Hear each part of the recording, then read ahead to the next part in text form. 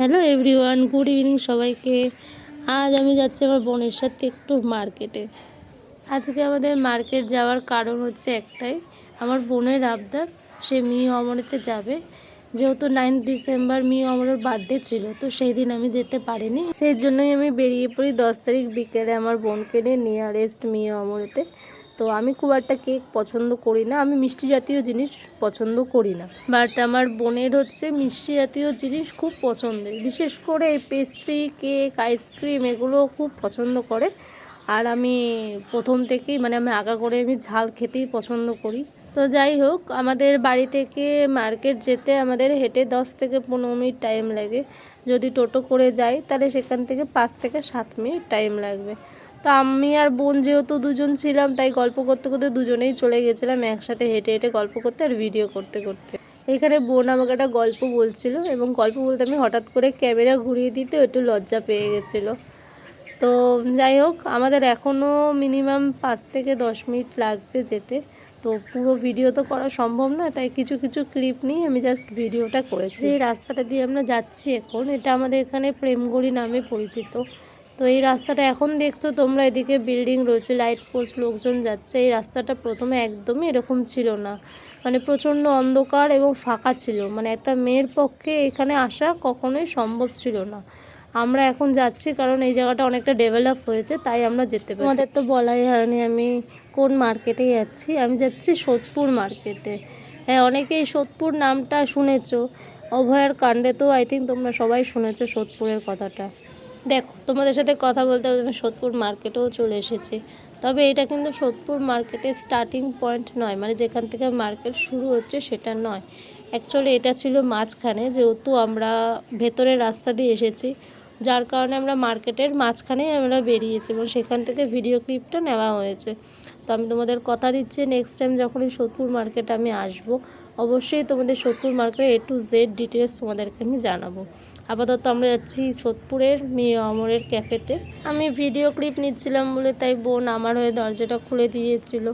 এখানে মি অমরের ক্যাফেটা খুব সুন্দরভাবে ডেকোরেট করা, যেহেতু 9 ডিসেম্বর বার্থডে ছিল, আর আমরা 10 ডিসেম্বর বিকেলবেলা গিয়েছিলাম। বাট এখানে আমি অনেক কিছু দেখলাম ফাঁকা ছিল, আর আমরা অনেকটা সন্ধে করে গেছিলাম, যার কারণে হয়তো অনেক কিছু সেল হয়ে গেছে। এই ক্যাফেতে আমার এক জেঠুর মেয়ে, আমার বোন হয়, সে কাজ করে। তো তার সামনে দাঁড়িয়ে আমি ভিডিও ক্লিপ নিচ্ছিলাম, বাট সে আমাকে দেখতে পায়নি, যেহেতু সে বিলিং করতে এতটাই বিজি ছিল। আমি যখন তাকে হাত নাড়িয়ে ডাক দিলাম, তখন সে আমায় খেয়াল করলো। তো বোনও এখানে একটি পেস্ট্রি নিয়ে নিয়েছিল। তো আমি মিষ্টি খাই না, বা মিষ্টি জাতীয় জিনিস আমার একদমই পছন্দ নয়, মিষ্টি পছন্দ করি না। তারপরেও আমার বোন জোর করে আমাকে সেই কেকটার হাফটা আমাকে খাইয়েছে, আর ও নিজে খেয়েছে। আর আমি ক্যামেরা করছি দেখে ও খেতেও পাচ্ছে না, আমায় বলছে তুই ক্যামেরা বন্ধ কর, আমি খেতে পাচ্ছি না ক্যামেরার সামনে, আমার প্রচণ্ড লজ্জা করছে। যেই বোনটাকে আমি দেখালাম সেই বোনটা আবার আমাকে কাউন্টার থেকে বলছে, দিদি তুমি ফিশ চপ ট্রাই করো এখানে। ও ফিশ চপ নিয়ে দাঁড়িয়ে রয়েছে কাউন্টারে, বলছে তুমি নিয়ে যাও। আমি বলছি না, আমি খাবো না, কারণ আমি জানি ওর কাছ থেকে আমি যদি ফিশ চপটা আমি রিসিভ করি তাহলে ও এইটার পেমেন্ট আমায় করতে দেবে না। যেহেতু ও এখানে কাজ করে, ও চাইবে যে তার ফ্যামিলির এখানে কেউ আসলে তার পেমেন্টটা সে নিজে করবে। তো আমি তার থেকে যদি বড় দিদি হই, তাহলে আমি কি করে রিসিভ করি বলো, যেখানে আমি জানি আমার পেমেন্ট করতে দেবে না, ও নিজে পেমেন্ট করবে। তাও দেখো, ও জোর করে আমার হাতে সেই ফিশ চপটা ধরিয়ে দিয়ে তারপরে ও বললো আমার কাজ আছে অনেক, ওখানে কাউন্টারে ভিড় হয়ে গেছে পেমেন্টের জন্য, আমি যাই তুমি খাও। সেই জোর করে আমাকে দিয়ে গেল ফিশ চপটা। তারপর আর কি, আমরা ফিশ চপ আর পেস্ট্রি খেয়ে বেরিয়ে পড়লাম বাড়ি যাওয়ার উদ্দেশ্যে। বোন আরেকটা পেস্ট্রি নিয়েছিল, যেটা ও বাড়িতে নিয়ে যাবে, ওর মায়ের জন্য বোধহয় ও নিয়ে যাবে। তো আমরা যেই পথ দিয়ে এসেছিলাম সেই পথ থেকে যাচ্ছি না, আমরা মার্কেটের ভেতর থেকেই যাচ্ছি। এই সোদপুর মার্কেটে আসলে তোমাদের প্রয়োজনীয় যা যা জিনিসপত্র, যা কিছু তোমরা সব এখানে পেয়ে যাবে, সব কিছু এখানে অ্যাভেলেবেল।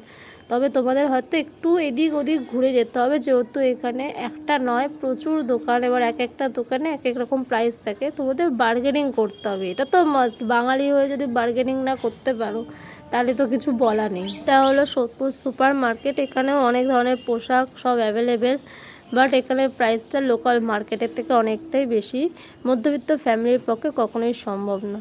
তো আমার বোন আবদার করেছিল একটু ফুচকা খাবে, তো সুপার মার্কেটের সামনে একটি ছোটো ফুচকার দোকান ছিল, সেখান দিয়ে ফুচকার যা প্রাইস 10 টাকায় 4টে, আমার তো খেয়ে পোষালো না, তাই আমি চলে গেলাম বাড়ির উদ্দেশ্যে।